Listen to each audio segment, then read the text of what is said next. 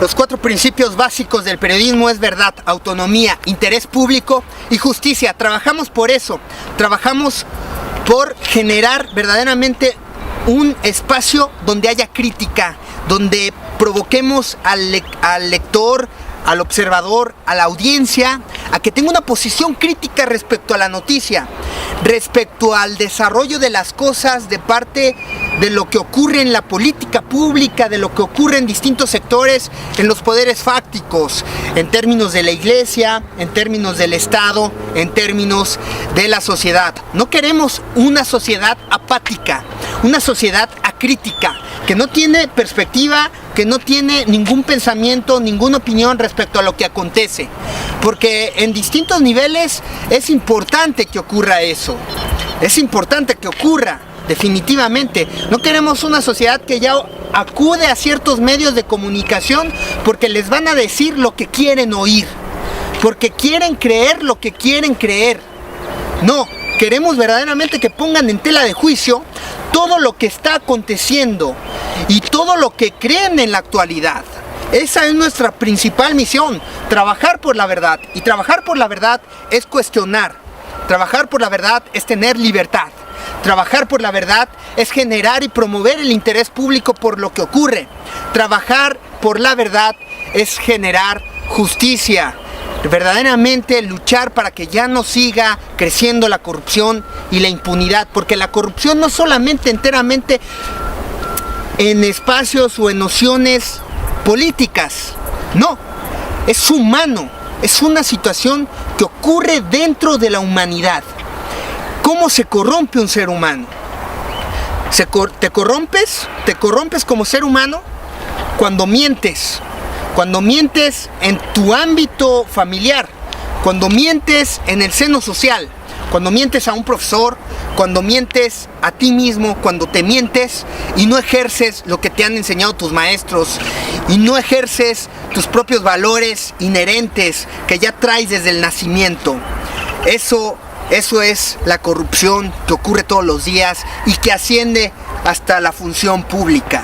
El periodismo tiene que trabajar por la verdad. El periodismo tiene que trabajar por afianzar los valores que hacen fuerte a una sociedad.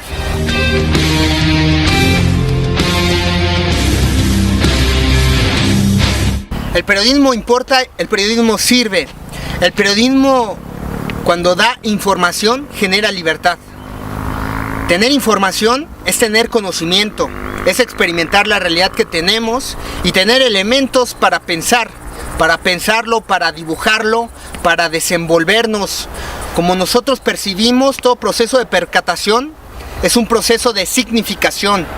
Así como nos percatamos, pensamos, así asumimos la realidad y entonces tenemos oportunidad de crear, de accionar, de hacer cosas en beneficio de nuestras familias, de nuestras profesiones, de nuestros oficios. Dar información es dar libertad. Hoy, gracias a los medios de comunicación, esta revolución tecnológica de comunicación que hemos tenido, donde participan redes sociales, hemos tenido oportunidad de vislumbrar una obligación al diálogo, a dialogar, a escuchar al otro, a estrechar más estas voces críticas sobre lo que acontece. Y por eso es tan importante darle mucho peso a la verdad, porque hoy en día también, cuando se alzan muchas voces, también se perpetra la mentira.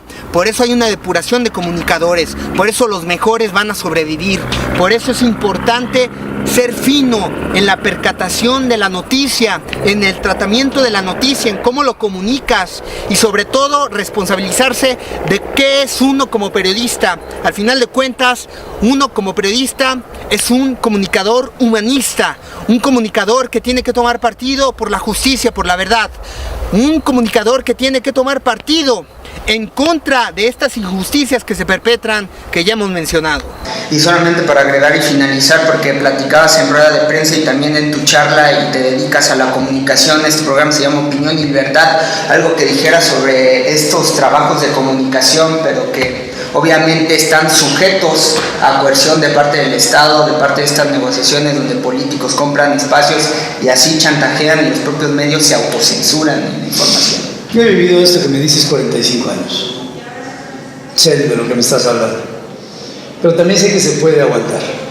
Y yo te invito, como comunicador joven, a que lo hagas y que si tienes la convicción de realmente comunicar lo más conveniente para este país, tienes que tener mucho valor para enfrentarlo. Estamos apoyados por las redes sociales y por eso la discusión, el diálogo se ha abierto. Está el escrutinio, está bajo el escrutinio de todos. Nuestro trabajo está bajo el escrutinio de todos y nos podemos alimentar de una interlocución con los observadores, con la audiencia. Tenemos una comunicación más estrecha gracias a las redes sociales. Hoy los medios de comunicación están democratizados, por eso hay una depuración de comunicadores, por eso la comunicación ya no es unilateral a través de un solo medio de comunicación. Hoy hay muchos, hoy hay la participación de los medios digitales. El periodista que no sabe hacer periodismo en medios digitales, periodismo digital, no puede trascender, no puede evolucionar. La pugna por alianzas ciudadanas, por representación de individuos que verdaderamente abanderen un interés genuino de hacer las cosas por la ciudadanía, de hacer las cosas por generar cohesión, de hacer las cosas por generar acciones que verdaderamente otorguen desarrollo.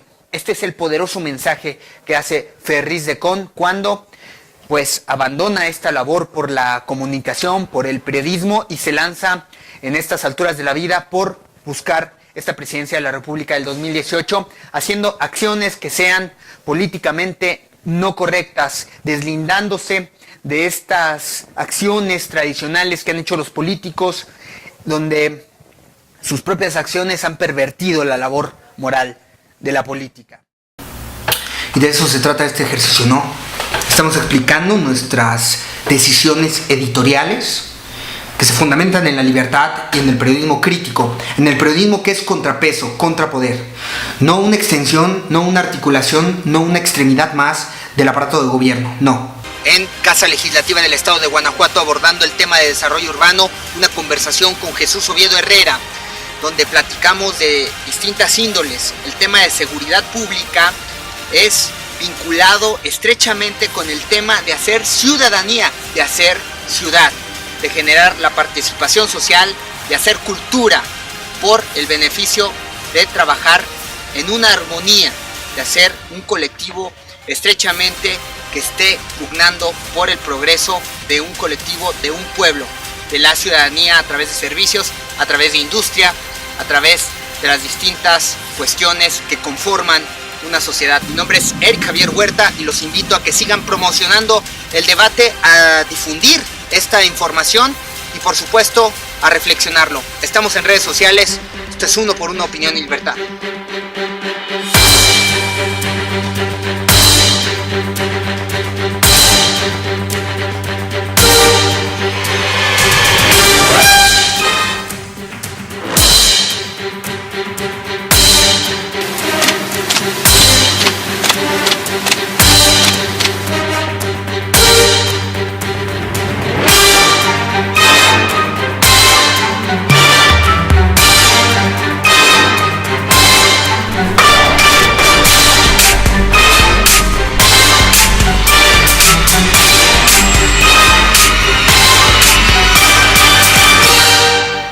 No se trata de consumir medios de comunicación que piensen como nosotros. Se trata de producir información que disgregue, que ponga una perspectiva crítica de los asuntos. Se trata de generar contenido crítico y se trata de obligar al periodismo a escuchar, a saber, a entender. Siempre tenemos que tomar partido y más en el periodismo. No podemos dejarle la política a los políticos. Tenemos que presentar todos los elementos que están en juego. A participar en una interlocución con la audiencia. Y tenemos que hablar de lo que representa la figura de José Antonio Meade. José Antonio Meade es un tecnócrata. Nosotros estamos obligados a escuchar y a conversar. Según todas las mediciones, en estos momentos se encabeza con una importante ventaja a cualquiera de los otros candidatos que tú le pongas enfrente y a cualquier otro partido político. Sin embargo, también hay que acordarnos, Eric, que para estas alturas del 2005, Andrés Manuel llevaba incluso una ventaja mayor y terminó perdiendo. Claro, circunstancias que ya se han platicado, que hemos incluso abordado en tu programa, pero hoy es pues la carta más fuerte y el líder indiscutido. Yo no daría por hecho su triunfo porque sabemos que en política no se puede descartar a nadie. Pero ¿quién más? Y un escenario ¿quién más puede ganar? Puede cambiar. Él es la esperanza. Mira, del PRI y del PAN y de todos. Él es el catalizador del enojo. Sin embargo, creo que hay un punto que debemos de tomar en cuenta. Ajá. Emilio Álvarez y Casa, el expresidente de la Comisión de Derechos Humanos en el Distrito Federal, quien luego estuvo en la Corte Interamericana de Derechos Humanos. Él es muy bueno. Que es un personaje con muchísimo prestigio, interesante, con mucho carisma. Pero para los burgueses. Anunció que quiere ser candidato presidencial, va a juntar las firmas, etcétera. Anunció. Sí, claro. No es un hecho, no es un hecho que junte las firmas. No, pero es una variable. ¿Ante el monstruo de Morena ahorita? Bueno, no, pero es una variable que hay que tomar en cuenta, te voy a decir por qué. Miren, cuando un gobierno quiere credibilidad, tiene que convencer a la opinión pública de lo que está haciendo es sincero, es honesto. Y eso se pone en tela de juicio gracias al periodismo. El periodismo ayuda al convencimiento de la opinión pública. De ahí se han valido varios gobiernos autoritarios para destruir libertades, para erradicar la democracia, para erradicar las distintas voces críticas que tienen que aportar al desarrollo nacional. Bueno, aparentemente. Pero si llega a prender la candidatura de Emilio Álvarez y Casa, por el perfil de izquierda que tiene, esos votos que él obtenga son votos menos para Andrés Manuel. El convencimiento de la opinión pública solo puede surgir y solo puede hacerse desde la verdad, desde este lugar de la verdad. Hay comités gubernamentales para la información pública, de manera que buscan a través de ahí convencer. La política es convencimiento, la política no es ordenamiento, la política no es autoritarismo. La política es el arte de convencer, el arte de consensar. Y ahí participa el periodismo.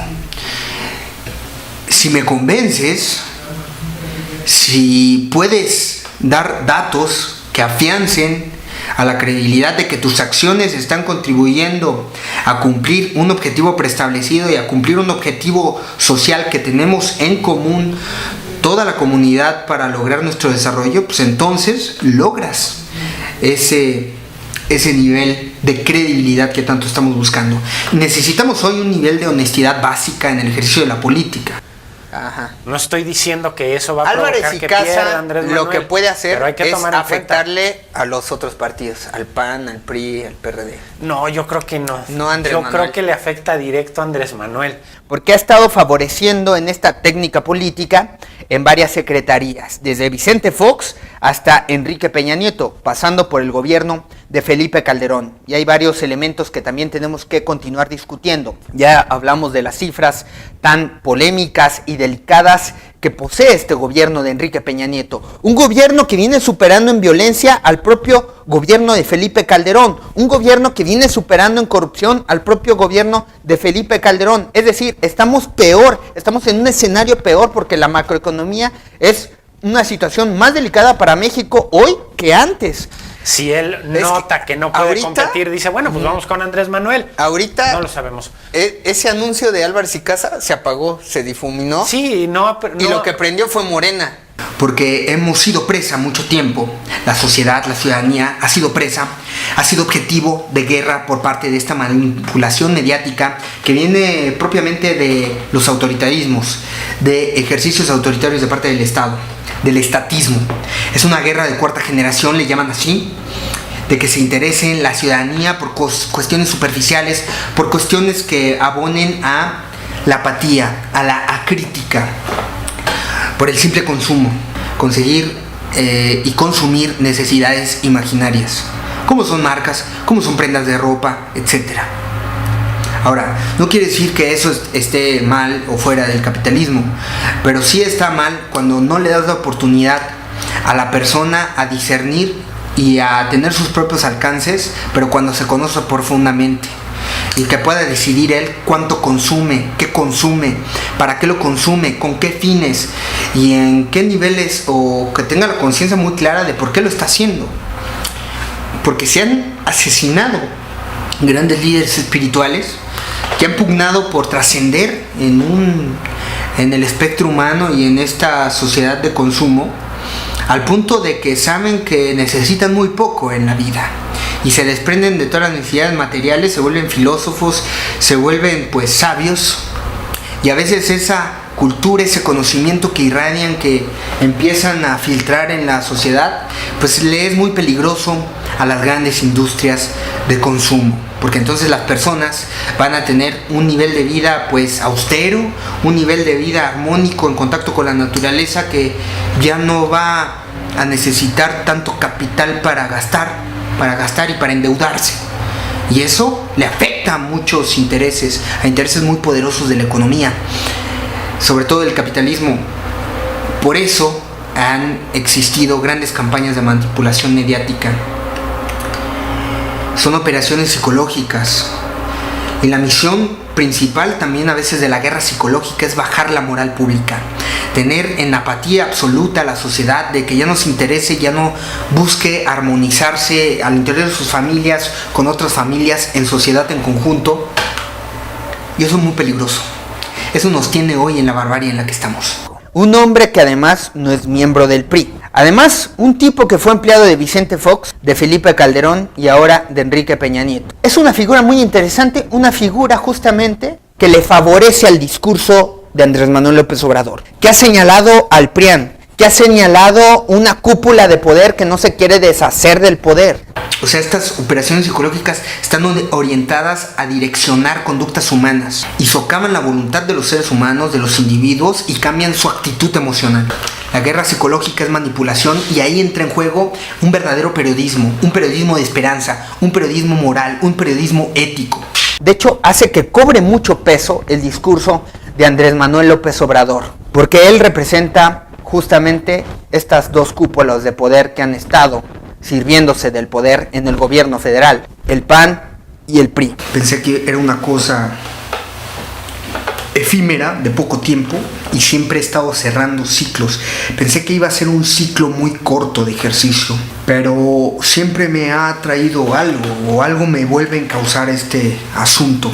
Y es una responsabilidad que hemos asumido con total profesionalismo y con mucho deber profesional, con mucha responsabilidad de comunicar bien las cosas y de atender verdaderamente la promoción del debate público. ¿Puede entonces José Antonio Meade convencer al electorado en este momento de que ahora sí se puede, pero antes no se pudo con Vicente Fox, con Felipe Calderón y con el propio Enrique Peña Nieto? El próximo año es un año de transición democrática en el país, pero la democracia ha perdido libertades. Por eso el periodismo es tan importante ejercerlo, y más con rigor en estos momentos donde México se pondera como uno de los países en Latinoamérica, en el continente americano, en el mundo, donde más violencia hay contra los periodistas de parte de funcionarios gubernamentales. Por eso hoy tenemos que poner en la discusión pública, en la agenda mediática, temas de esta naturaleza.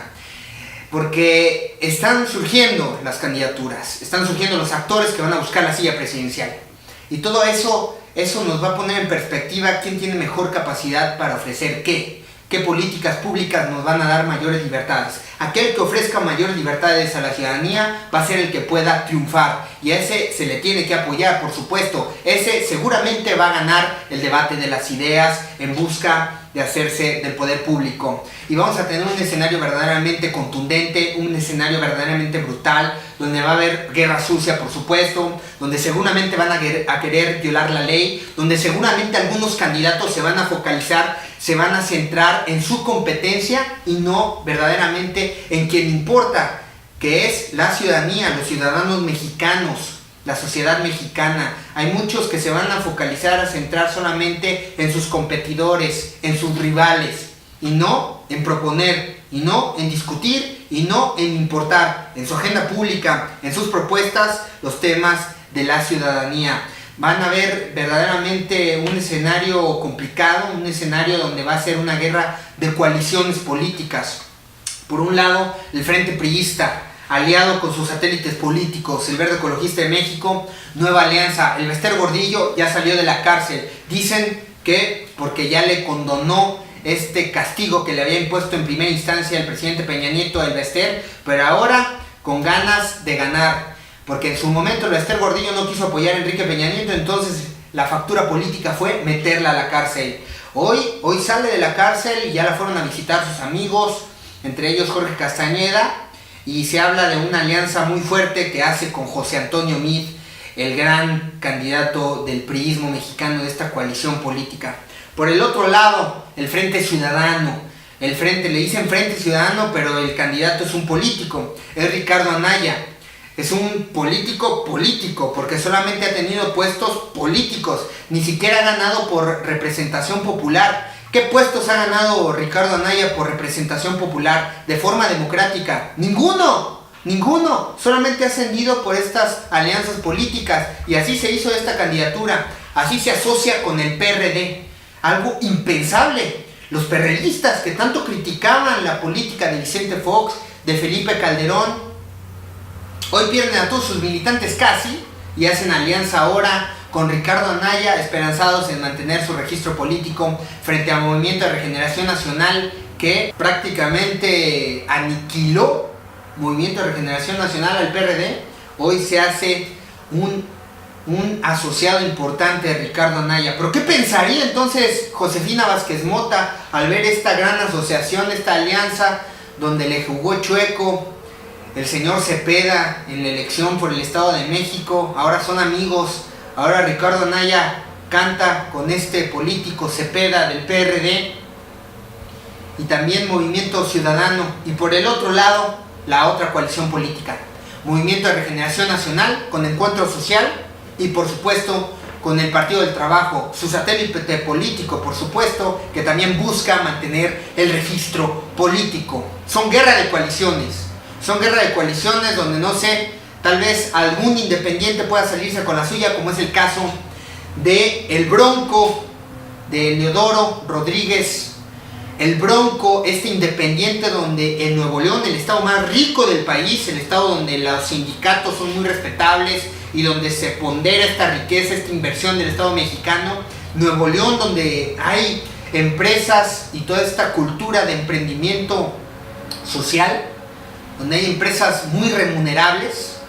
Ahí el Bronco destruyó, aniquiló a las coaliciones políticas, haciendo una asociación y un discurso enteramente ciudadano, sin partidismos, verdaderamente con una autonomía donde todo el peso recae en su persona. Así el Bronco en Nuevo León derrotó estas grandes coaliciones políticas. No pudieron con él, ni la coalición política del PAN ni la del PRI. El Bronco aniquiló a estos partidos políticos. Ni siquiera la fragmentación del voto pudo contra él. Hubo un Frente Ciudadano que lo respaldó y así ganó. Hoy busca la presidencia de la República. Entonces es muy interesante. Andrés Manuel López Obrador, Ricardo Anaya, el Bronco. Durante mucho tiempo nos hemos preguntado cómo es posible que en México no haya ganado la izquierda, tomando en cuenta las condiciones de nuestro país. Ajá. Es un país hasta cierto punto próspero si lo comparamos con otros tantos, pero profundamente desigual. Es decir, está la mesa puesta para que un movimiento de izquierda pueda ser el catalizador, como tú ya lo mencionaste, del enojo con la partidocracia, del desencanto con los gobiernos, de esta frustración con la democracia, que pues, se pudiera canalizar para que el candidato de izquierda lograra ganar. La izquierda se ha quedado cerca en el 88 con Cuauhtémoc Cárdenas y más recientemente en el 2006 con Andrés Manuel López Obrador. Y bueno, ¿qué es lo que ha logrado Morena? La verdad es que los resultados han sido impresionantes a partir de su creación. Decía Leo Zuckerman que la cabeza de playa, como se le llama en las guerras, de Morena iba a ser la Ciudad de México en las elecciones del 2015.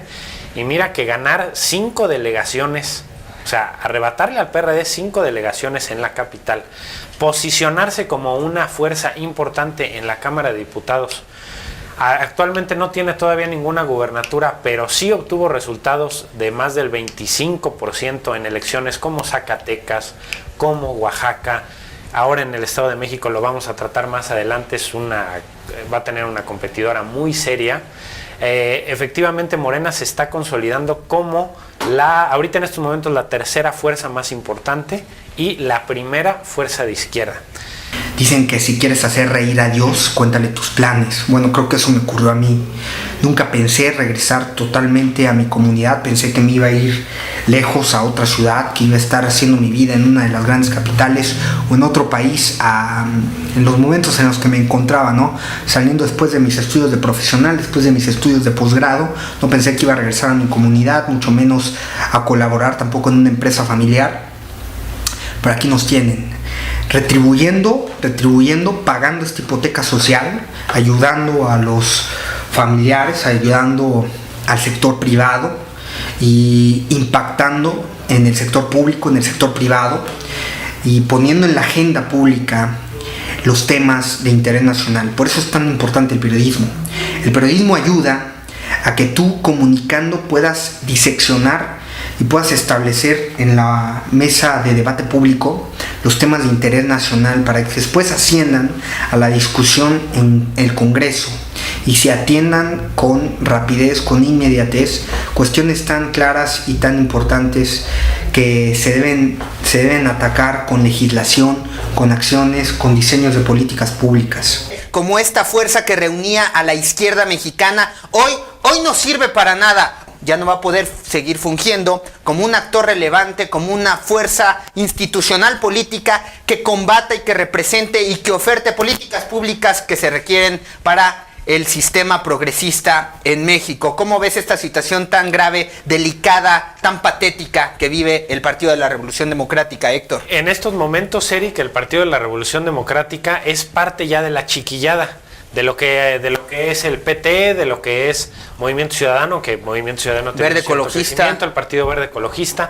La otra gran oferta donde muchos analistas apuntan que es la mejor que puede tomar el PRD es aliarse con el Partido Acción Nacional. Pero aliarse con el Partido Acción Nacional es ir en contra de toda su historia. Estoy de acuerdo en ese punto. Creo que cuando empezaron las alianzas del PRD con el Partido Acción Nacional, aunque muchos lo criticaron en su momento, Manlio Fabio Beltrones había dicho que eran antinatura, engendros contra natura, y creo que tenía toda la razón, porque el PRD comenzó a desdibujarse poco a poco como partido.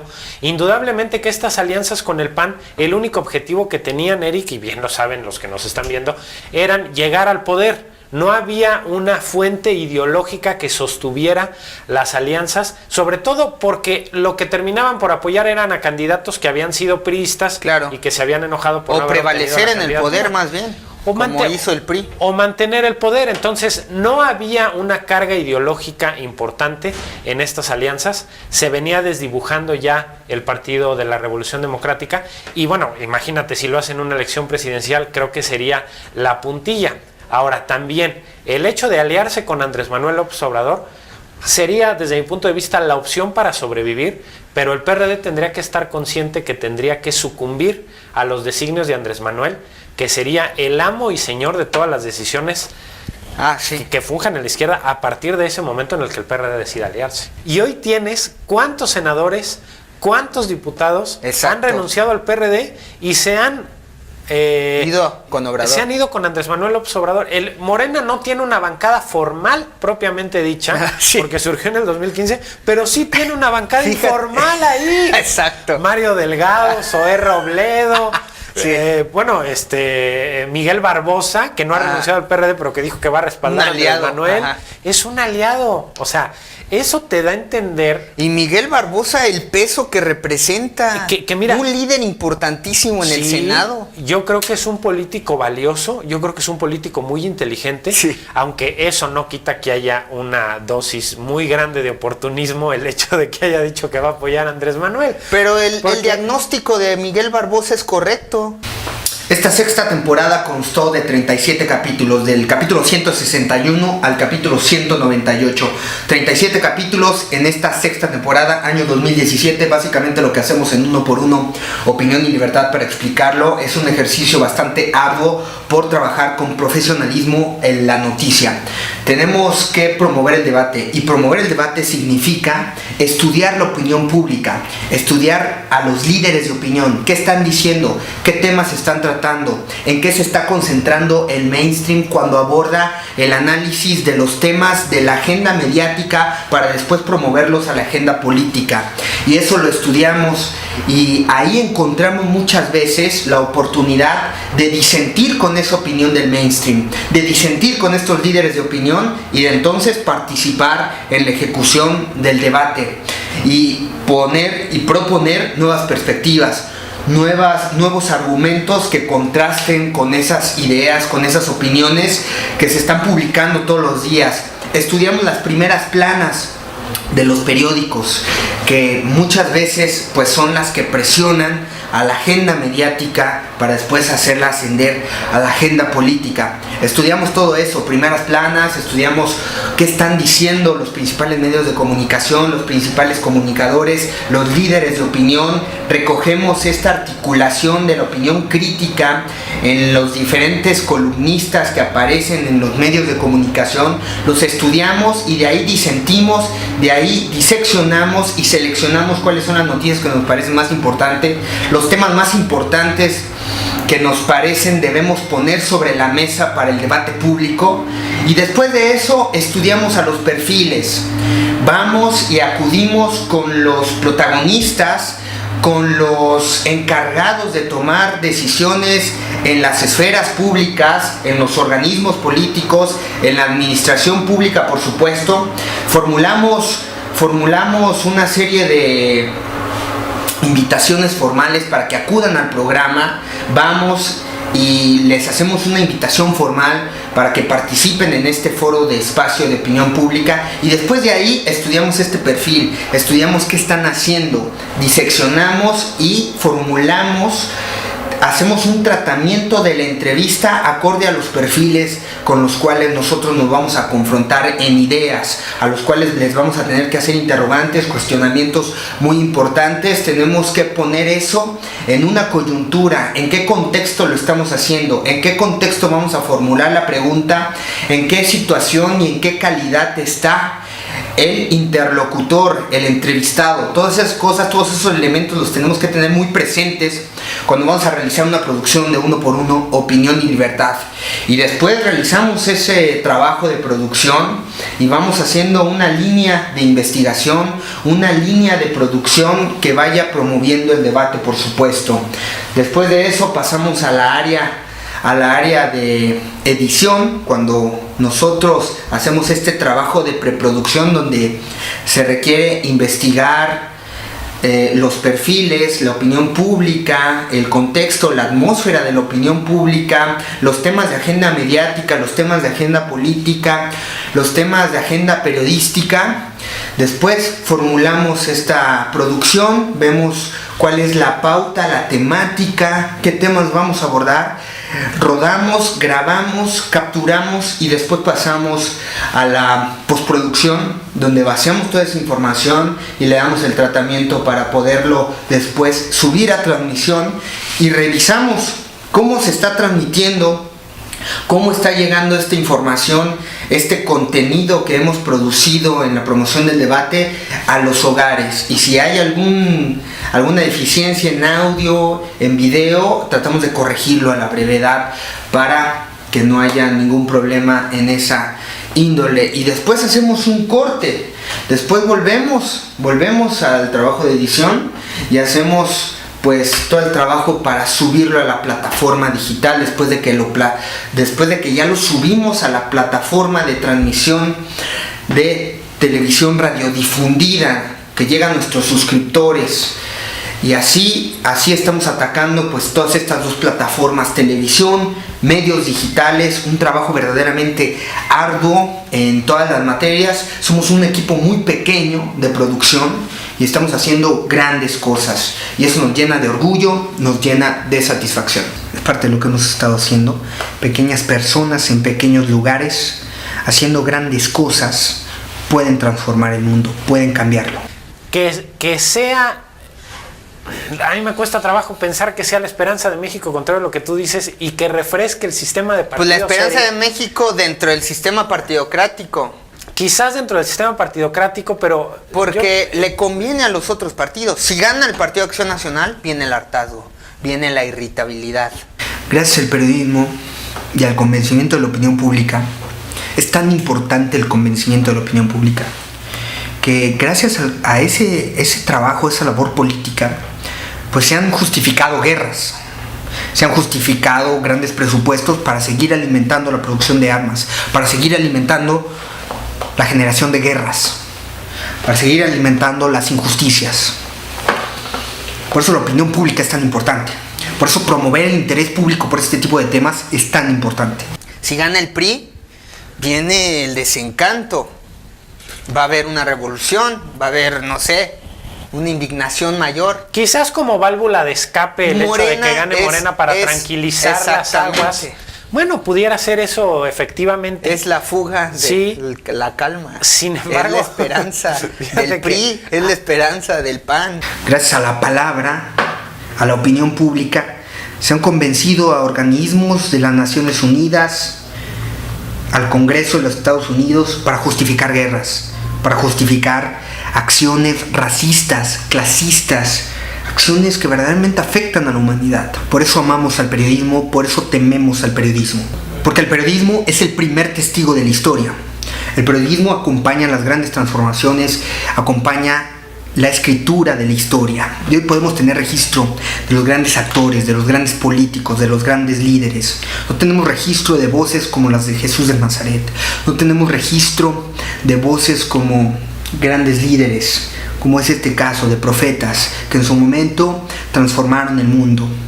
Qué distinto sería hoy tener esas voces, escucharlas, remembrarlas, diseccionar el tono, las emociones con que expresaban sus palabras. Las expresiones hoy se pueden registrar en cámaras, se pueden registrar en escritura. Es verdaderamente fascinante. Está desdibujado, no hay proyecto, no hay oferta, no hay candidato. Tenemos que declinar con el hombre de la izquierda. Sí, aunque recordarás que vamos a ir con el sistema del PRI y el PAN. Sí, pero recordarás que hace no mucho tiempo apoyó a Miguel Ángel Mancera y dijo que Mancera era la carta más fuerte del perredismo. Porque Mancera tenía promesa, esperanza, hoy no vale nada.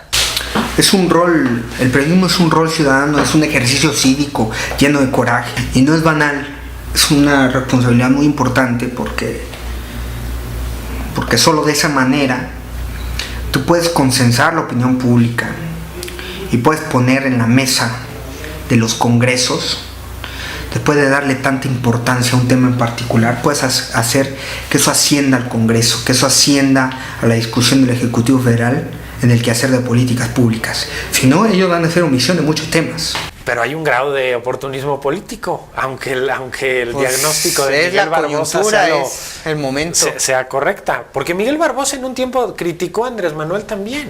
Sí. Fue duro, fue crítico con Andrés Manuel. Exacto, muy duro. Sin embargo, bueno, las circunstancias... Y hoy dice, este es el camino. Sí, como dice el dicho, ¿no? La realidad es canija y hoy la realidad en el PRD es la que se está imponiendo, ¿no? Exacto. Y es responsabilidad nuestra, de los periodistas, de los medios de comunicación, en conjunto con la sociedad, presionar por hacer valer lo que nos importa, lo que verdaderamente queremos para la construcción social. Y eso tiene que ser con crítica libre.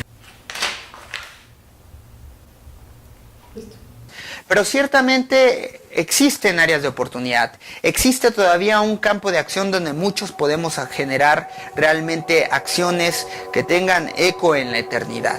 Y si existen esas oportunidades, entonces podemos construir aquí y ahora una nueva realidad para nosotros y para los demás.